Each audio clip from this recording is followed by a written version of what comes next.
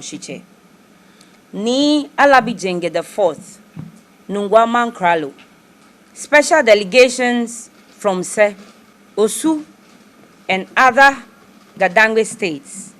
Members of the media, invited guests, ladies and gentlemen, this joint media encounter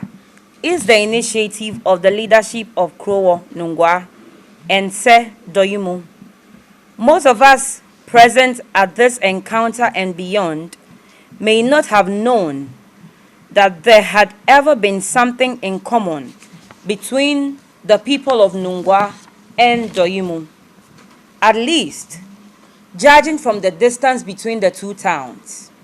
This encounter is to state emphatically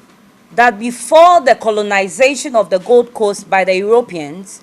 the two people lived together under the Shai hills, and we shall give historical evidence to confirm this assertion. Finally, our objective is to inform the world that once again we have re-established the relations from now and forever. We must put it on record that this meeting began 1 year ago when a citizen of Se Doryumu came to seek the intervention of the Shiche's palace in a private issue. One thing led to another,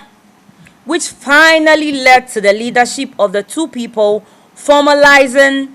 an institution periodic meetings. In the main, therefore,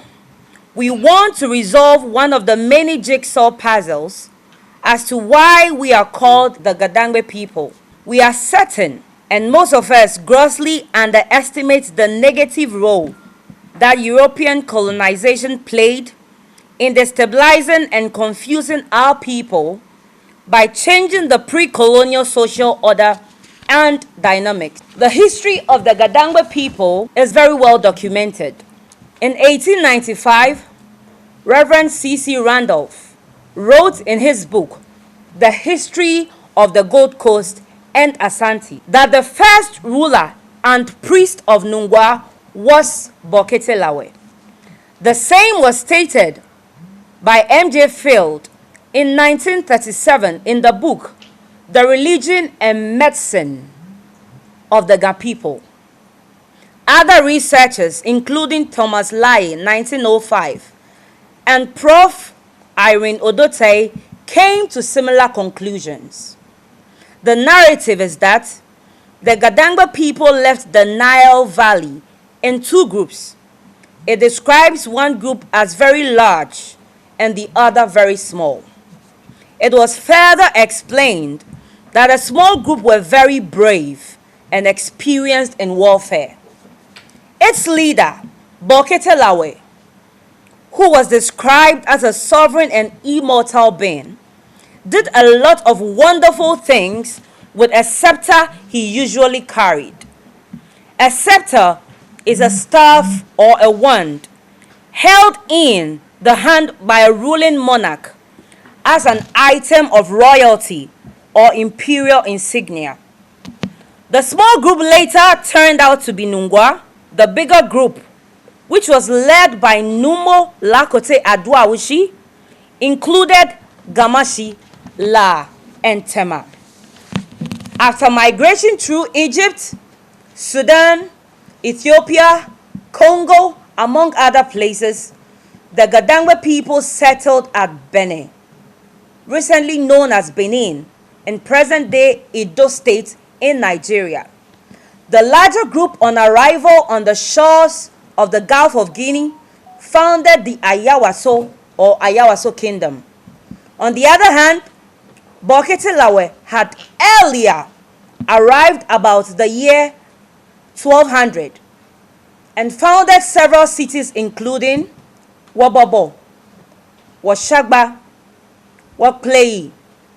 Walai, Wadodi, Wadoku, and Watinyan. It is therefore not surprising that some 400 years ago, the people of Nungua Krowo and the people of Se or Doryumu used to be neighbors who shared a lot in common. Thank you. we are the owners of said traditions and customs, that Se is the owner of the lands in schedule in the map of the Gold Coast of 1946, map number 60, that in the 1946 Gold Coast map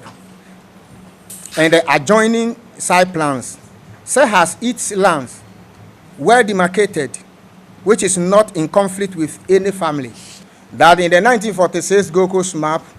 Oyibi Adambrobe Katamanso Santo Odumsi Sota Apollonia Afie Nyamata Heko Sansambi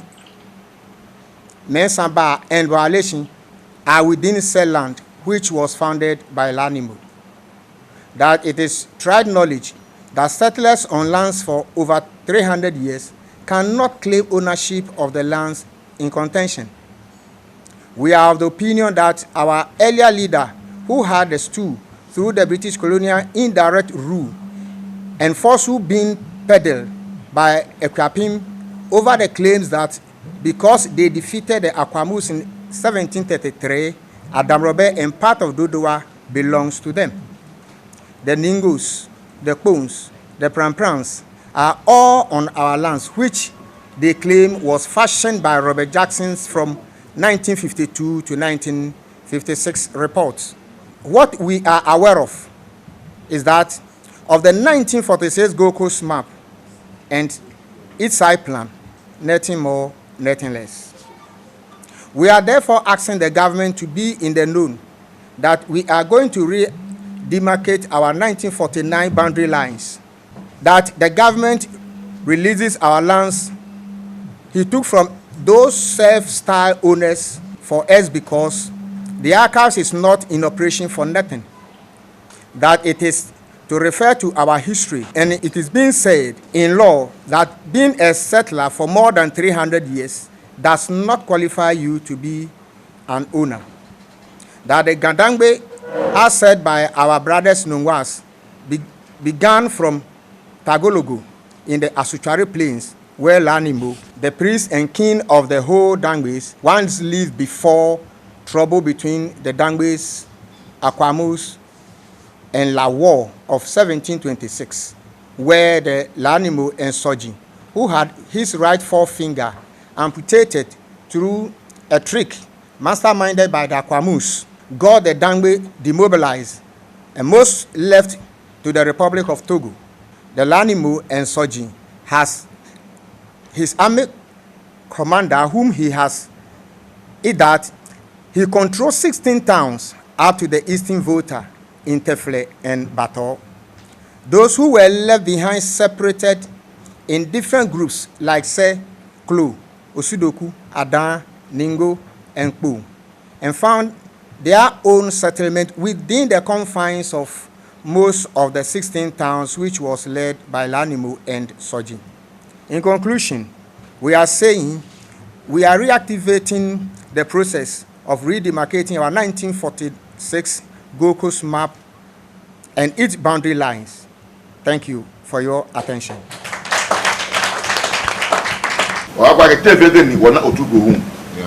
Ga machine disaga amatata ga kwamu ameso na machine agende hwe ayi ameno o akwamu bi ha me go na jole otuwe ro de gbe yehia bi no ji Doryumu station na be mi ni blaji na da na wumbi ni atata ga je go ama am shiga aga be small am gold na me here akwamu bi ba yo na ba yo gold amede wa me to ata ego shiga me ha me la ga ji atata ta aba atutu wa me lelo na gbeta na atutu wa me ni ame ko de na to ma defender eyin defend mo ka bi ni gafe afi ko me ko aswi na aswa akwamu ye gatchpon no bi ga ba fi ko me aswa ke je bi e chi be na ma aswa ye bi e we dey enter into an agreement ade o wa yin bi e no wa yin bi e ne be tani nya wo ego no ka jote poku ase e am ga se ja ayiwa so wali ni go ba gama chi enwe aha ma ego na aha achembi achire ye gan eja ke bemi ni agbene kwa mu baye wono yigano abeta wulo e was na ya because acheme they happen to be the big and the greatest hunters rama ametena lo amikeba ama ba wa gan agbene akehwe akwa mu ke chibie keke no a champion na ka ba na ba ya me boa ha me shire am ji kole na ke kole wuro mo ha na ka me ko mo kwa shi bia ne wa ye kole wuro mo ke gbese am ko ka ma che so ji anu am ha so what guys unity lies strength ke ji work blow mi pe wo fi o mi ne adame loji wo de na adama ano ya got ayo 2 form ke ni bi because am cha me ni akon ba tutu ame am yi ame no ebi gabet ni na asu ame o ame me na mo aga nyoji yi adam ne adam ke na mo aga nyoji yen aga ba jima wo na ke to atai lo abla agbota na ame le jima wo no fi anu the branch better ni ame shi jima wo ga me shi go jima wo loji paramount here loji manche am ga me shi wona ga me shi mi ni ba aye salam more than 30 years agbogbo yen ni lo ga joko asafotu en say what 40 something ne ni jabi for so many years I have to don because I stand here but must say ma wo ni atota ai ni game wo me ga yote akọ ma di ni yo adan ake paramount e to no wa no ke ma di e gogo no wo keje abi de ke sane e se wona wala ji ka wo de la apro na aye wo no wo de la ke block ko mi e wa yo kuni eno woni up to today wona ka akọ me ko ye wo te ulu because of they were warriors. They were warriors. At the point there, any British be about war through such as McCarthy time. Like a yachate no, no. But she be an one Akwamu Higbe. I won't put my feel active president of the Grand Treasury Council. Dodu Sakini. Because I'm saying, Nikajo take Poland every year. Get po year. I'm after Metana. Near after Udra, yeah, Akwamu. I'm a judge. Like I want Mark Rotia. Na gbe to ha me na to atu na ko bi esi opomu na ma me yo opomu na ma yo akwamu odura ka ba mi ko atu agbe oto na to atu ka ya me wo pa si bi a me fi olo o yo te opomu akwamu ni opomu a me je wona je akwamu je ami ko dada hun ni adame we je wona je akwamu je ami ti wo megbe na ma ji me ne the tomb of King David o so be pana action bi e ki Israel they are more two bem keke ni ji egbodo sai to so for play ke he wa ke egbodo sai ni ke e ba bi ene e ga atuwo ki o ai mo ne je wa ko Joshua wo ya ga yi no mo ke e to te to certain height ne ke oil ina wa asure no ke gbe na won e ke dan na wa asure no be fe be ni e ba si je me e ka ga le ni wo e wa ji bo e pe je me no le je won ji amagani she anya after one year how won asset ni wo kan lo ba bla to fi perform bu na ga abgani ba wa na me lo bi fegate got the amazing forest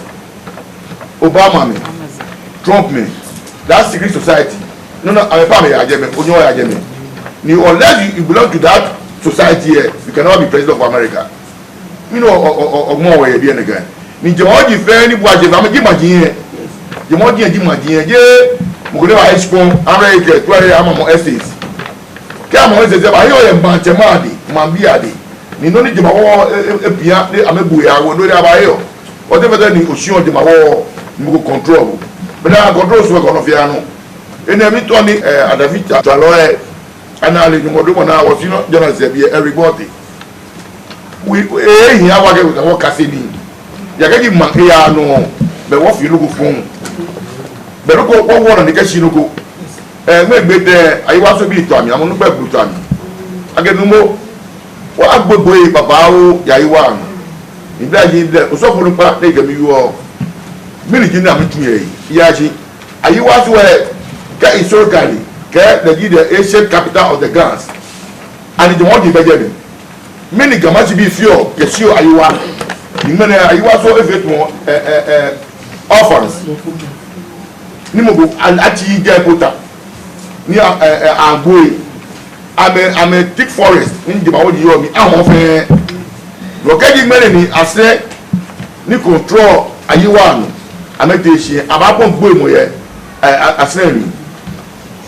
mere le to abi ne e ga ya bua ase onu pa na e bo amama ne no ni je numu e koshi ke ba ha mi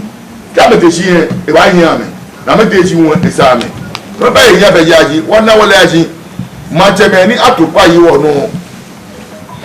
to serve the colonial masters yes e ya menye na ke mu bi asha no ba na waje wa ba tuo ke ba ni wo kla pe tuo no tuo ya awon ke me meto ane e ke je ro tuo le don le di alu ni ba wo ni e wata ji wo ko lu e be ba se no ni mu le bi se fe se ba fu to ba nya ba wonye me ni je Nungua no ka me pu cham krede ko ye wote oba no ka mba na ne ke shita mo ni wokwebo ni oba fele wo hani keje be ne mi ke ya wo nyami fe mu mba cha fe boni wona le ni chuchu ni ya no wo ka Nungua cha kwete ko history ni himeli amekandi amechon wo wona ke wo ka me fe ni wo hi tagologo ya so tware plane se dani akwamubi ke wo ba ke labie Nungua won tin ba chile jami no de kokwele hu wo ke Nungua hu ji ohun sun e wo shikun na fun wo ka hu ji ohun sun no mokono kele ji ohun sun ni afrato kele hu ya ahihe kuwe ni twan ke onyamini no wo ti Togo le hu no wa jami hu wo ti wona okadi e jami twan ke game wonyamini because wona lakpan ye jami shian na cho shian lakpan na yu oga ye jami no chon he wona ke yes wo ke game je ake nene na buka ka ke wi ake nyeme je wo nyeme tuntun ji obi ane tombo no waje shishiombu ke la just I think yesterday kusuna afie I invite ohimeji no oba kweboni ni bi eteno ha dan ne wo ke nene press conference hu e channel ne no e ba channel image ma attach abakwe any sani ajaji abajaji keno ne sana ji aba ji ne sana ka wumi akaba wumi ni no fia no afifan ya o acho mi teteno wa kamasa mi di se Nungua committee secretary simple african so you like me the first mi ji seche senior ni ne dangbe fe ni ojeme mapim ji ejo ni ile engaji nadu amenyo ame won na me ke yata ji kutukro ke popuda to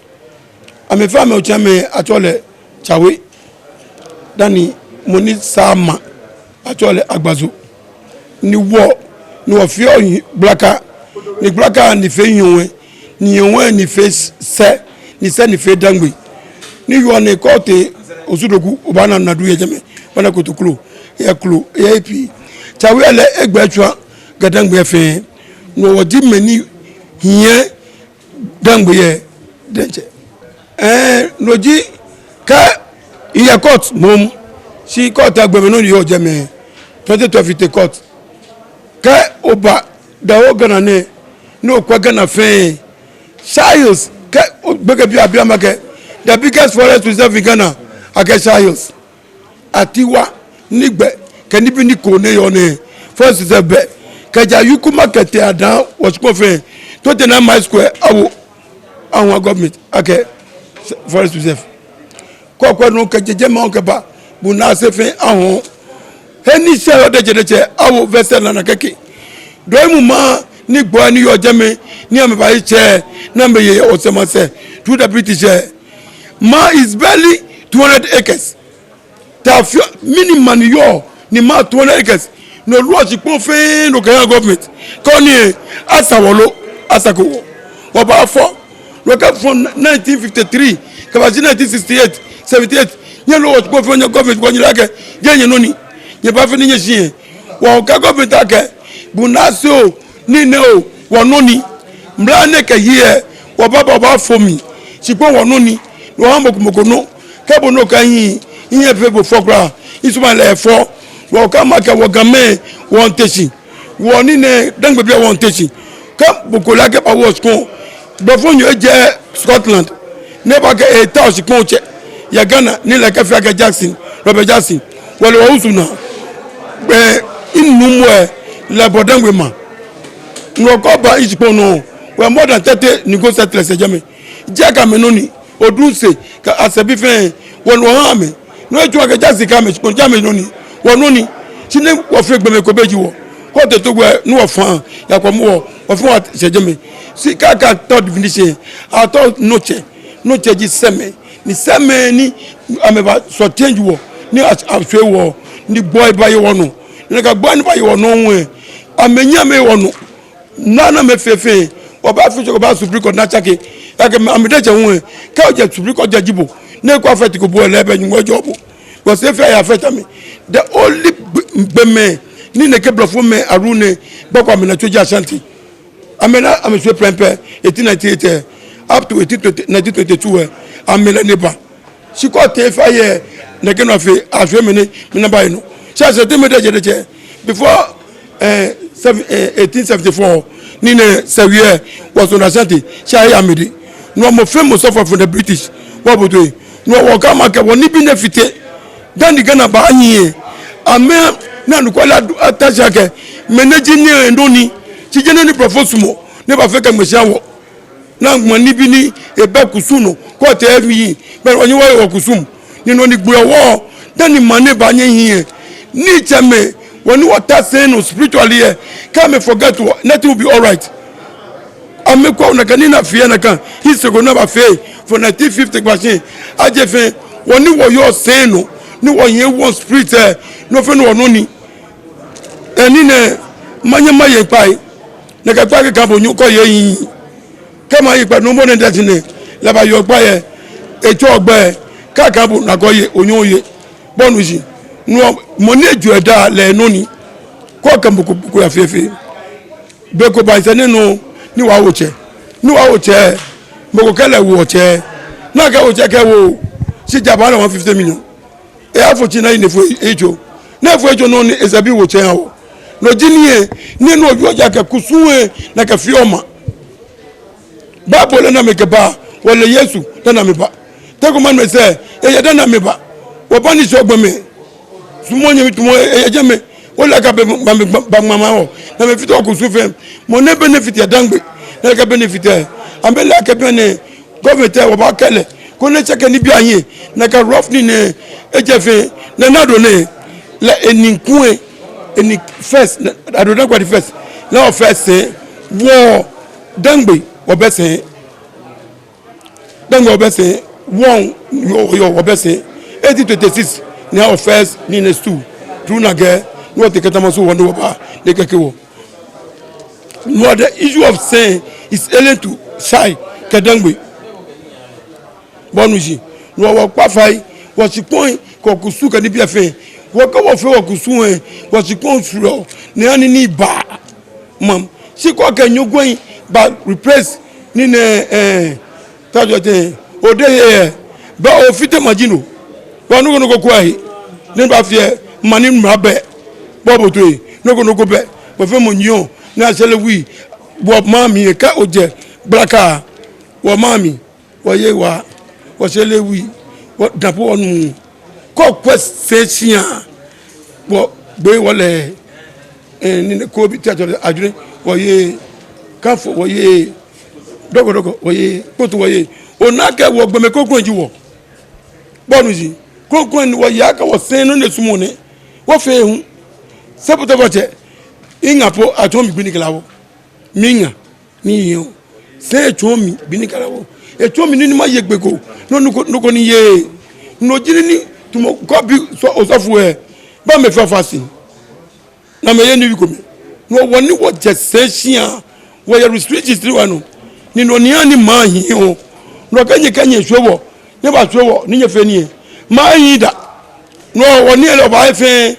ma pe ba we no kotoklo ba we no na du ba we no chawe ba we no ni ba be na chawe be I was very happy bonuji wo ba no fe no no government le na do le e wo esu agbeme ni oje me spoon no si la komisi bi e julu ani oje me wo tu ekom esu ekom eje me e mo de su ame su eyan si ka ko ba fa ba su ame yan si bobo to yi si pon he ye ame de je government no ni e ka wo do mu si pon wo opeji mele 200 acres ni asako na asako wo ba fo ni tachi ne mo si ne EB16 no minutes don ambayin he EB16 he 12 kaye 4 no kan ba obai mache no o go fe o ha government o bi ani ba amba na amehun no yo atako no mi wo ka ke e ko spon wo me ni me ni ko spon kele be ko ne ye wo he